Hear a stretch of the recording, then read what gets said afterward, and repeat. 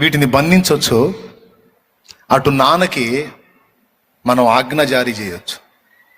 వాస్తవంగా ఆయన ఆజ్ఞాపిస్తే మనం వినాలి కదా. ఆజ్ఞ జారీ చేసేది ఎవరు? తండ్రి. వినాల్సింది ఎవరు? పిల్లలు. కానీ మీకు ఒకటి తెలుసా, ఎప్పుడు తండ్రే కాదు, పిల్లలు కూడా తండ్రికి ఆజ్ఞలు జారీ చేస్తారని తెలుసా? పిల్లలు కూడా తల్లికి ఆజ్ఞలు జారీ చేస్తారని తెలుసా?